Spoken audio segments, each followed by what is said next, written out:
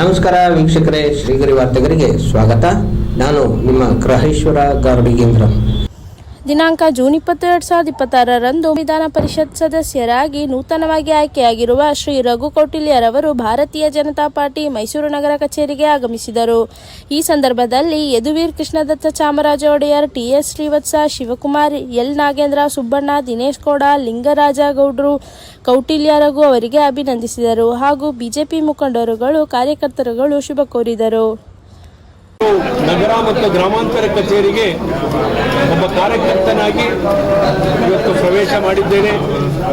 ಬಹುಶಃ ಪಕ್ಷದ ವರಿಷ್ಠರು ಮತ್ತು ನಮ್ಮ ರಾಜ್ಯಾಧ್ಯಕ್ಷರು ಮತ್ತು ರಾಜ್ಯ ಕೋರ್ ಕಮಿಟಿ ಒಬ್ಬ ಸಾಮಾನ್ಯ ಕಾರ್ಯಕರ್ತನನ್ನ ಮತ್ತು ಒಂದು ಸಾಮಾಜಿಕ ನ್ಯಾಯವನ್ನು ಪ್ರತಿಪಾದಿಸುವಂಥ ನಿಟ್ಟಿನಲ್ಲಿ ಸಾಮಾಜಿಕ ನ್ಯಾಯ ಹೇಳುವುದಲ್ಲ, ಮಾಡಿ ತೋರಿಸುವುದು ಎನ್ನುವುದರ ದ್ಯೋತಕವಾಗಿ ನನ್ನನ್ನು ಇವತ್ತು ವಿಧಾನ ಪರಿಷತ್ತಿಗೆ ಕಳಿಸಿಕೊಟ್ಟಿದೆ. ಒಬ್ಬ ಕಾರ್ಯಕರ್ತನಾಗಿ ನಾನು ಪಕ್ಷಕ್ಕೆ, ನಮ್ಮ ಪಕ್ಷದ ವರಿಷ್ಠರಿಗೆ, ವಿಶೇಷವಾಗಿ ನಮ್ಮ ಪ್ರಧಾನಮಂತ್ರಿಗಳ ಆಶೀರ್ವಾದದಿಂದ ನಮ್ಮ ರಾಷ್ಟ್ರೀಯ ಅಧ್ಯಕ್ಷರಾದ ನಿತಿನ್ ಮತ್ತೆ ನಮ್ಮ ಸಂಘಟನಾ ಪ್ರಧಾನ ಕಾರ್ಯದರ್ಶಿಗಳ ಸಂತೋಷಿಯವರು, ರಾಜ್ಯ ಉಸ್ತುವಾರಿಗಳಾದಂಥ ರಾಜ್ಯದಲ್ಲಿ ಬಿ.ವೈ. ವಿಜೇಂದ್ರ ಅವರ ಕೋರ್ ಕಮಿಟಿ, ವಿಶೇಷವಾಗಿ ನನ್ನ ಆರಾಧ್ಯ ಬಿ.ಎಸ್. ಯಡಿಯೂರಪ್ಪನವರ ಆಶೀರ್ವಾದದಿಂದ ಇವತ್ತು ನಾನು ಮೇಲ್ಮನೆಗೆ ಆಯ್ಕೆಯಾಗುವ ಮೂಲಕ ಒಂದು ಉತ್ತಮವಾದ ಸಂದೇಶವನ್ನು ಭಾರತೀಯ ಜನತಾ ಪಾರ್ಟಿ ರಾಜ್ಯಕ್ಕೆ ರವಾನೆ ಮಾಡಿದೆ. ನಮ್ಮ ಪಕ್ಷ ಕಾರ್ಯಕರ್ತರ ಪಕ್ಷ, ಸರ್ವ ಸಮಾಜಕ್ಕೂ ಸಮಾನ ನ್ಯಾಯವನ್ನು ಕೊಡ್ತಕ್ಕಂಥ ಪಕ್ಷ.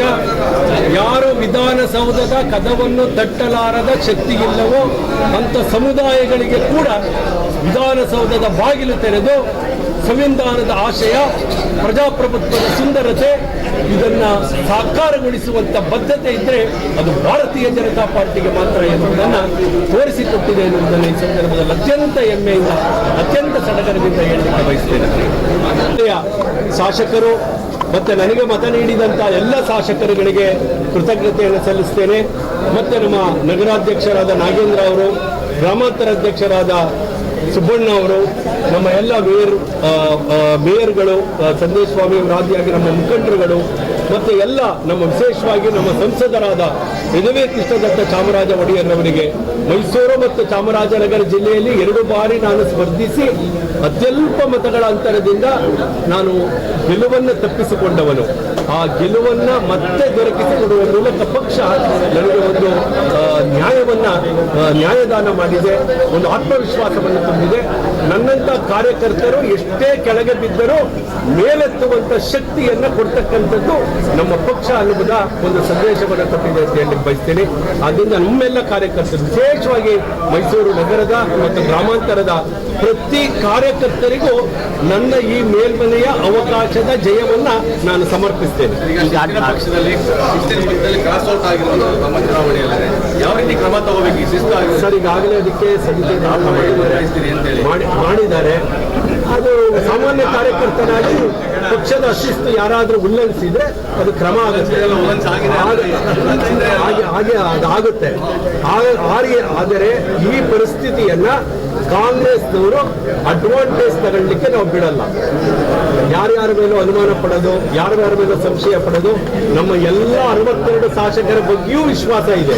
ಅದೇ ರೀತಿ ತಪ್ಪು ಮಾಡಿದವರು, ಉಪ್ಪು ತಿಂದವರು ನೀರು ಕುಡಿಯದೇ ಕುಡಿತಾರೆ. ಈ ಬೆಳವಣಿಗೆ ಎಷ್ಟು ಸರಿ ಅಂತ ಬಿಜೆಪಿ ಪಕ್ಷಕ್ಕೆ ಎಷ್ಟು ಸರಿ? ಅದು ಸರಿ ಇಲ್ಲ ಅಂತ ನಮ್ಮ ರಾಜ್ಯಾಧ್ಯಕ್ಷ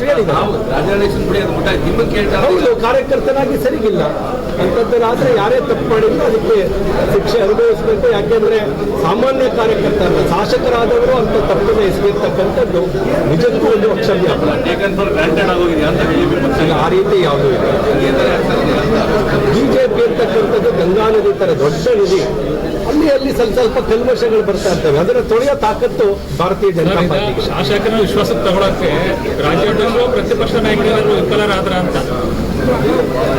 ಕಾಂಗ್ರೆಸ್ಸಿಗರು ವ್ಯಾಪಾರ ಮಾಡುವುದರಲ್ಲಿ, ರೆಸಾರ್ಟ್ ರಾಜಕೀಯ ಮಾಡುವುದರಲ್ಲಿ ಅತ್ಯಂತ ನಿಪುಣರು. ಈ ನಿಪುಣತೆಯಲ್ಲಿ ಏನೇನಾಗಿದೆ ಅಂತಕ್ಕಂಥ ಅಂಶಗಳು ಇಷ್ಟರೆಲ್ಲ ಬರಬಾರದು ಮಾಡಿದ್ದಾರೆ ಅನ್ನೋದು ಈಗಾಗಲೇ ಒಂದಷ್ಟು ರಾಜ್ಯದ ಅಧ್ಯಕ್ಷರಿಗೆ ವಿರೋಧ ಪಕ್ಷದ ನಾಯಕರಿಗೆ ಗೊತ್ತಿದೆ. ಆ ಹಿನ್ನೆಲೆಯಲ್ಲಿ ಅಡ್ಡ ಮತದಾನ ಮಾಡಿದ್ರೆ ಅವ್ರ ಮೇಲೆ ಕ್ರಮವನ್ನು ತಗೋಬೇಕಾಗಿದ್ರೆ ಲಕ್ಷಾಂತರ ಕಾರ್ಯಕರ್ತರು ನೋವಾಗಿದೆ. ನಾವು ಆಯ್ಕೆ ಮಾಡಿದ ಶಾಸಕರು ನಮ್ಮ ವಿರುದ್ಧ ಹಿಂಗೆ ಮಾಡಿಬಿಟ್ರಲ್ಲ, ಪಾರ್ಟಿ ವಿರುದ್ಧ ಅನ್ನುವಂಥದ್ದನ್ನು ಮಾಡ್ತಾ ಇದ್ದಾರೆ. ಆ ಹಿನ್ನೆಲೆಯಲ್ಲಿ ಯಾರೇ ಮಾಡಿದ್ರು ಅದ್ರ ಮೇಲೆ ಕ್ರಮ ತಗೊಳ್ಬೇಕು ಅನ್ನೋ ಒತ್ತಾಯವನ್ನು ಮಾಡ್ತಾ ಇದ್ದಾರೆ.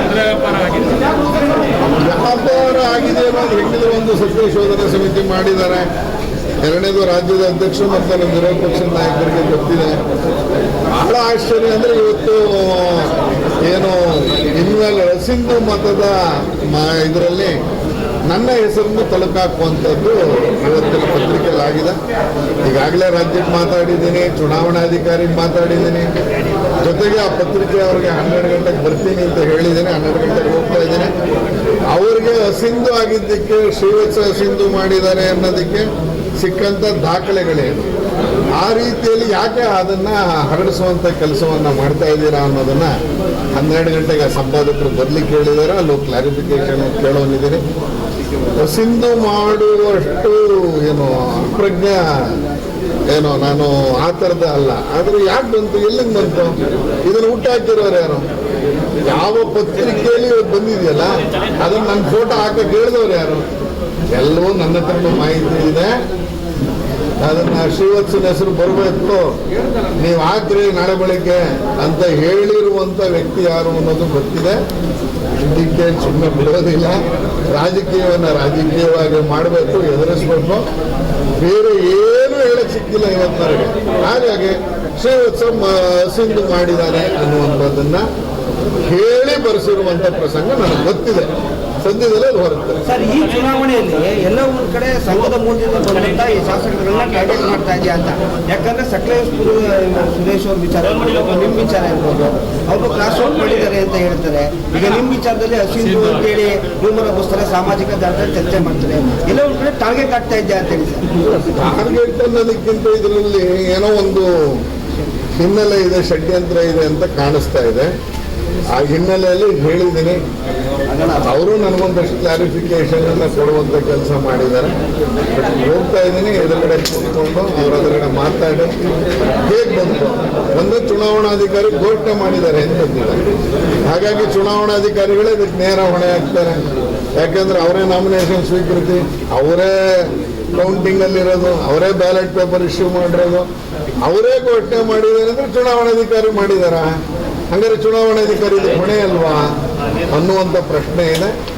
ಜೊತೆಗೆ ಈ ಪತ್ರಿಕೆಯಲ್ಲಿ ಬಂದಿರುವ ಹಿಂದೆ ಇರುವಂಥ ಷಡ್ಯಂತ್ರ ಏನು ಅಂತ ಈಗಾಗಲೇ ಗೊತ್ತಾಗಿದೆ. ನಾನು ಅದೇ ಹೇಳಿದ್ದು, ನಾಳೆ ಬೆಳಗ್ಗೆ ಅವರ ಫೋಟೋ ಸಮೇತ ಹಾಕಿ ಸರ್ ಆಮೇಲೆ ನೋಡ್ಕೊಳ್ಳೋಣ ಅನ್ನುವಂಥದ್ದು ಮಾತು ಬಂದಿದೆ ಅಂತಿದೆ. ಕೆಲವೇ ಗಂಟೆಗಳಲ್ಲಿ ನಮ್ಮ ಪಕ್ಷದವರು ಹೇಳ್ತಾ ಇದ್ದೀನಲ್ಲ, ಇಷ್ಟು ಕ್ಲಾರಿಟಿ ಕೊಟ್ಟಿದ್ದೀನಿ. ನಾನು ಫೋಟೋ ಹಾಕು ಅಂತ ಹೇಳಿದ್ದಾನೆ, ಅದನ್ನು ಮಾಡಿಸಿದ್ದಾರೆ. ಅದನ್ನು ಇನ್ನೊಂದು ಗಂಟೆ ಕಾಲದಲ್ಲಿ ಗೊತ್ತಾಗುತ್ತೆ. ಯಾರ ಮುಂದೆ ಹೇಳಬೇಕು ಹೇಳಿದ್ದೀನಿ. ರಾಜ್ಯದ ವರಿಷ್ಠರಿಗೆ ಗೊತ್ತಿದೆ, ಡೆಲ್ಲಿ ವರಿಷ್ಠರಿಗೆ ಗೊತ್ತಿದೆ. ನನ್ನಿಂದ ಇದನ್ನು ಬರೆಸಿರೋರು ಯಾರು ಅನ್ನೋದನ್ನು ನಾನು ಹೇಳಿದ್ದೀನಿ. ಎಲ್ಲ ಮೇಲ್ಗಡೆ ತನಕ ಆಗಿದೆ, ಕೆಳಗಡೆ ಹರಡಬಾರ್ದು ಅಷ್ಟೇ. ಸರ್, ಈ ಎಲೆಕ್ಷನ್ ಪ್ರೋಸೆಸ್ ಹೆಂಗಿರುತ್ತೆ? ಇನ್ನೊಂದು ವೇಳೆ ಸಿಂಧು ಯಾರ್ದಾದ್ರೂ ಆಗಿದ್ರೆ, ನಿಮ್ದು ಅಂತಲ್ಲ ಯಾರ್ದಾದ್ರೂ ಆಗಿದ್ರೆ ಅದು ಆಚೆ ಬರ್ಲಿಕ್ಕೆ ಅವಕಾಶ ಸಾಧ್ಯನೇ ಇಲ್ಲ ಸರ್. ರಹಸ್ಯ ಮತದಾನ ಒಂದು. ಎರಡನೇದು, ಇದು ಇವತ್ತಿನ ಬೇರೆ ಮೀಡಿಯಾದಲ್ಲಿ ಹೇಳಿರುವ, ಅಂದ್ರೆ ನಾವು ಯಾವ್ದು ನಂಬಬೇಕು, ಇವತ್ತು ಬೇರೆ ಮೀಡಿಯಾದಲ್ಲಿ ಬರ್ತಾ ಇದೆ 4 ಟರ್ಮ್ MLA ಆಗಿರೋರ್ದು ಸಿಂಧು ಆಗಿದೆ. ಆದ್ರೆ ಮೈಸೂರಿನ ಒಂದು ಪತ್ರಿಕೆ ಬರೆಯುತ್ತೆ, ಇಲ್ಲ ಮೈಸೂರಿನ ಶ್ರೀವತ್ಸ ಸಿಂಧು ಆಗಿರುವುದನ್ನು ಚುನಾವಣಾಧಿಕಾರಿ ಘೋಷಣೆ ಮಾಡಿದ್ದಾರೆ ಅಂತ. ಎಲ್ಲಿ ಮಾಡಿದ್ದಾರೆ ಹಂಗಾರೆ ಚುನಾವಣಾಧಿಕಾರಿ ನಂದು ಸಿಂಧು ಅಂತ? ಈಗ ಅಡ್ಡ ಮತದಾನ ಹೆಸರುಗಳು ಬಂದಿರೋರು ಅವ್ರ ಕ್ಷೇತ್ರದಲ್ಲಿ ಓಡಾಡಕ್ಕಾಗಲ್ವಾ? ಅಸಿಂಧು ಮಾಡಿದ್ದಾನೆ ಅಂದ್ರೆ ಅಷ್ಟಪ್ರಬುದ್ಧನ ನಾನು ಅಸಿಂಧು ಮಾಡುವಷ್ಟು. ಅಲ್ಲಿ ಮುಂದೆ ಏನಾಗಿದೆ, ರಘು ಅನ್ನೋರ ಹೆಸರು ಮುಂದೆ ಪೆನ್ನಲ್ಲಿ ಬರೆದಿದ್ದಾರೆ ಅಂತ ಅಸಿಂಧು ಆಗಿದೆ ಅಂತ ಹೇಳ್ತಾ ಇದ್ದಾರೆ. ಪೆನ್ನಲ್ಲಿ ಬರೆದಿರೋದು ಅಸಿಂಧು ಆಗಿದೆ ಅಂತ ಹೇಳಿದ್ಮೇಲೆ ಚುನಾವಣಾಧಿಕಾರಿ ತಾನೇ ಹೇಳ್ಬೇಕು ಇಂಥವ್ರದ್ದೇ ಮತ ಅಂತ ಹೇಗೆ ಗೊತ್ತಾಗತ್ತೆ? ಒಂದು ಇಂಟರ್ನಲ್ ಗೊತ್ತಾಗ್ಬೋದು, ಅದೇನು ದೊಡ್ಡ ವಿಷಯ ಏನಿಲ್ಲ. ಯಾರ್ಯಾರು ಮಾಡಿರ್ತಾರೆ ಅಂತ ಗೊತ್ತಾಗದೇ ಇರುವಷ್ಟೇನಿಲ್ಲ, ಗೊತ್ತಾಗೇ ಆಗುತ್ತೆ. ಆದರೆ ಈ ಥರದ ಹೆಸರು ಬರೆಸುವವರ ಹಿಂದೆ, ಈ ಥರದ ಹೆಸರುಗಳನ್ನ ಓಡಾಡಿಸ್ತಾ ಇರೋರ ಹಿಂದೆ ಭಾಳ ಒಂದು ದೊಡ್ಡ ನಡೆದಿದೆ. ಇರಲಿ, ಅದು ಕೆಲವೇ ಗಂಟೆಗಳಲ್ಲಿ ನಿಮ್ಮ ಜೊತೆಗಿದ್ದಾಗ ಸರ್ ನಾವು ಮೈಸೂರಿನವ್ರೆ ಅಲ್ಲ, ಜೊತೆಗಿದ್ದವರೇನೆ ಅಂದರೆ ಒಟ್ಟು ರಾಜ್ಯದ ಒಟ್ಟು ವ್ಯವಸ್ಥೆ ಹಂಗೆ ನಡೆಸ್ಕೊಂಡಿದೆ. ಇರಲಿ, ಆಮೇಲೆ ಹೇಳ್ತೀನಿ. Thank you. ಒಂದು ಅರಿವು ಇರ್ತಕ್ಕಂಥ ಒಂದು ವ್ಯಕ್ತಿ. ಅದಕ್ಕಾಗಿ ಇಂಥ ಒಂದು ಸಂದರ್ಭದಲ್ಲಿ ಆ ಒಂದು ಸಮುದಾಯಗಳನ್ನು ಸಂಘಟನೆ ಮಾಡೋ ದೃಷ್ಟಿಯಲ್ಲಿ, ಈ ಪಕ್ಷಕ್ಕೆ ಒಂದು ಒಳ್ಳೆ ಪ್ರೇರಣೆ ಕೊಡೋ ದೃಷ್ಟಿಯಲ್ಲಿ ಇವತ್ತು ಅವರು ವಿಧಾನ ಪರಿಷತ್ಗೆ ಆಯ್ಕೆಯಾಗಿದ್ದಾರೆ. ನಮ್ಮೆಲ್ಲರಿಗೂ ಕೂಡ ಒಂದು ರೀತಿ ಇದು ದೊಡ್ಡ ಒಂದು ಪ್ರೇರಣೆ ನೀಡುವಂತಹ ಸಂಗತಿಯಾಗಿದೆ. ಮೊನ್ನೆ ಚುನಾವಣಾ ಫಲಿತಾಂಶ ಆದ ನಂತರದಿಂದ ಪಕ್ಷದ ರಾಜ್ಯ ಕಚೇರಿಗೆ ಹೋಗಿದ್ದೆ. ನಮ್ಮ ದೇಗುಲ ಪೂಜಿಸುವಂಥ ಕೇಶವ ಕೃಪಾಗೆ ಹೋಗಿದ್ದೆ. ಮೊನ್ನೆ ಅಷ್ಟೇ ನಮ್ಮ ಮೈಸೂರಿನ ಕಾರ್ಯಾಲಯಕ್ಕೂ ಹೋಗಿದ್ದೆ. ಬಹುಶಃ ಒಬ್ಬ ಕಾರ್ಯಕರ್ತರಿಗೆ ಇದಕ್ಕಿಂತ ಸಡಗರ ತರ್ತಕ್ಕಂಥ ವಿಚಾರ ಇನ್ನೊಂದಿಲ್ಲ. ನಾನು ಭಾರತೀಯ ಜನತಾ ಪಾರ್ಟಿಗೆ ಬಂದು 12 ವರ್ಷಗಳು ಕಳೀತಾ ಇದೆ.